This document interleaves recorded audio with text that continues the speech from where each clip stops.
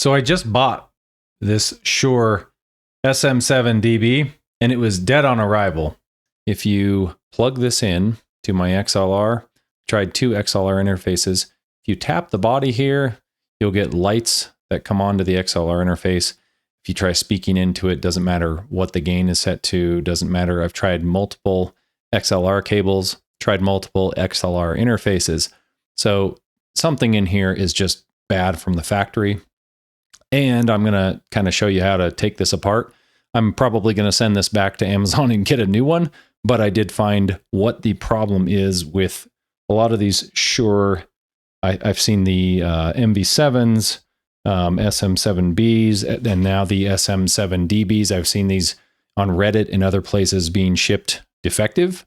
And they're actually, I don't think they're defective. I think there's just a single black wire in here that's broken loose. The problem is getting the internals of this are rather tough to get into. I guess if you are out of warranty or can't send it back, hopefully this video might help someone. So the first thing I'm going to do is pop the windscreen off, and it just slides off like that.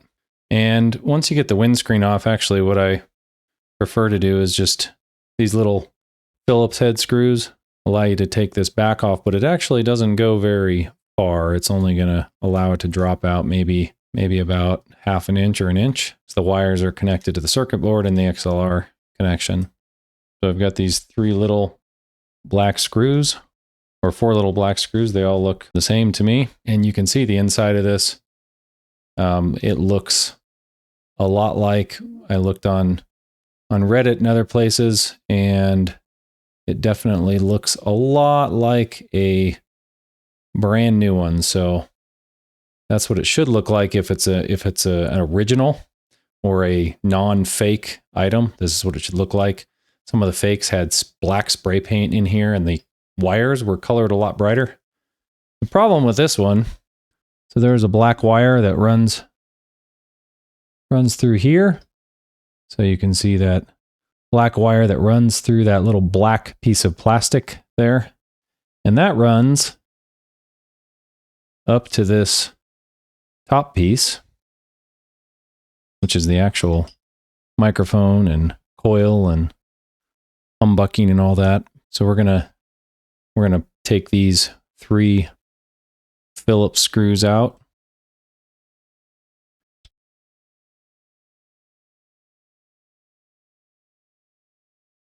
I didn't plan to make a video on this, but I figured, this might actually be some common thing after reading Reddit and some other problems.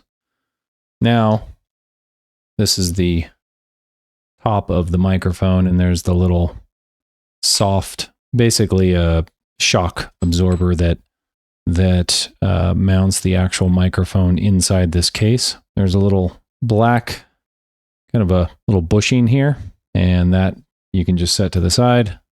And the problem, down inside of here,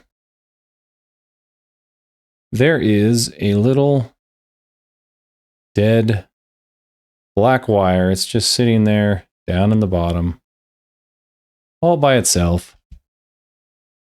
The black wire actually comes off of this piece right here, makes its way up to, and this is where it's supposed to be soldered on. It's supposed to be soldered on right here where this other black wire is. I can actually see there's a broken solder joint. So what I believe I'm going to try to do, well, it looks like this green one now is busted off as well. So the problem with this is Shure just hasn't left any room to work on this. And I'm not quite sure how you would even get this out of here. There is a little black piece of plastic in there, but even if that spins, this doesn't go through. So I'm assuming there's some way that this is put together that is just extremely difficult to work on. And my guess is that it gets thrown together so quickly and just pulled ever so slightly just too far. And when it's pulled too far, those little tiny solder joints pop, and you end up with, basically, it's just not connected. I'm guessing that this entire microphone itself, all the pieces here, I'm going to say everything is fine. It's just these little solder joints right here that end up breaking off because they literally just didn't leave another inch. If you look at this, there's just no room. Gosh, another inch. Just think about that. Another inch of wire that costs probably a penny for them to produce could have prevented all of these problems for these Shures. This is a $500 microphone. There's absolutely no excuse for the quality of solder to be that bad in the top, and also for these wires to be that short. If you look at these solder joints, I can't show you on camera really well. I'll try to zoom in here anyway.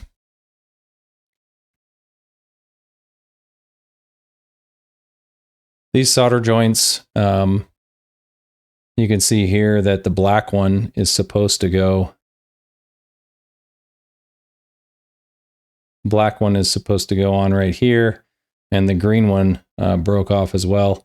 But these solder joints are, I mean, they're just really tiny, and the wire is really, really weak.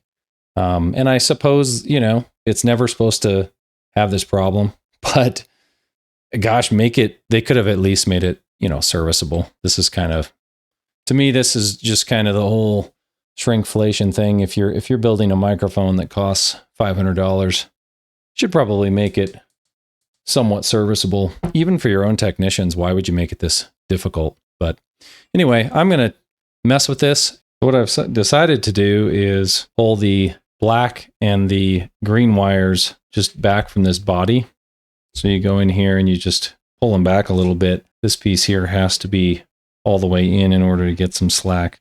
So what I'm going to do is try actually soldering these with another little piece of wire. I'm going to extend them each about probably 1.5 inches, 2 inches. And then I will probably tape that solder joint. I'll try to solder them flat so that it's not like a twisted solder joint.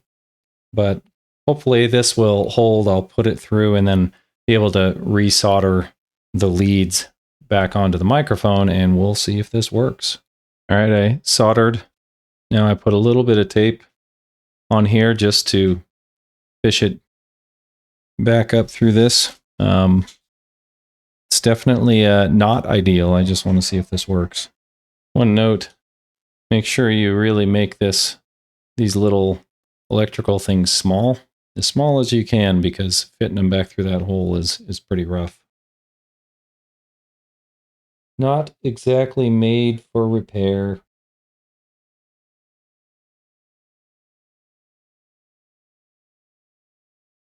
Okay, now I basically got this ready to close up.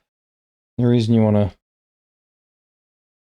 to close this up is because once you pull this through, you're going to need as much room as possible.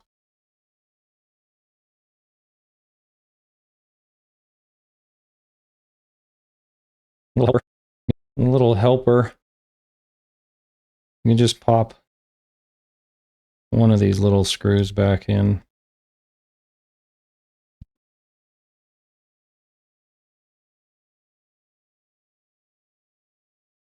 Here are the 2 longer wires. This green one, we can see, goes right on this green lead that was already there, so there might be enough solder already on there, but given the problem that we had, that popping off, I'm guessing there isn't.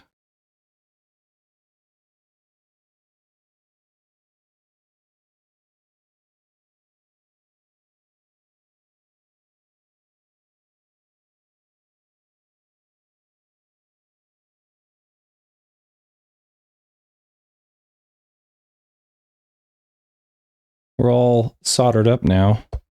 And to test this out, I don't even have to really put it all back together. I can probably just plug in the XLR, all this garbage hanging out, and see what happens. So I'm going to unplug my current mic and see if this works. Test, test, test. Testing. Testing. Test, test. Holy cow. Is that really working with the Shure? And it's actually resoldered? Holy crap. All right. This is the Shure. Well, looks like all of this actually worked. I'm talking into this mic right now, as you can see. Just had to resolder, you know, from the factory because Shure doesn't do a good job. Crazy. I'll be back here in a moment. I'm a little shocked that this actually worked. I did not expect that to work. So what I'm going to do, I think everything's good here. I checked all the solder joints. I'm going to put this back in here and just see if I can get these wires to find a home in here. You know, if they don't find a home, it's going to cause a problem.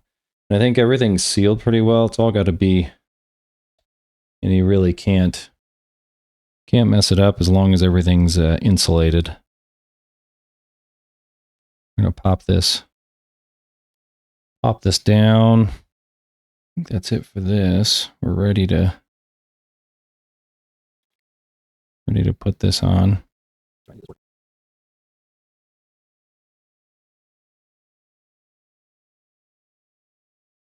And who knows if this, you know, I don't think this caused any damage, but I mean, I was pretty careful with it, but also the entire time I'm thinking, I'm going to send this thing back. So, because it's not going to work. Because when does it ever work when you get something like this? I figured maybe something on the internals was, you know, messed up. It was just that black wire initially and then the green wire. They really, really don't make those wires long enough. And I'm guessing when they assemble them, they're just having some lackadaisical assembly and people are most likely throwing them together really fast. And when they pop that top in or move it out, it's just going to pop those solder joints. There's almost no solder on those little solder joints and those tiny little wires they have. I mean, talk about, for a $500 mic, I guess, I just expect a little bit more. Like, I'm okay with a little more solder in there and just make it where, you know, if it gets juggled around in a suitcase or whatever, it's not gonna have a problem. But, well, here we go. So there it is, fully assembled. Okay, so we'll be able to tell if this works or not. I've got a bunch of filters on an OBS, so no idea if, you know, these filters are going to sound good with the SMB. I have them set up for the Q2U, which the Q2U it's been really good. I actually, you know, comparatively, I was just going to try to compare this Shure to see if it's really something I want.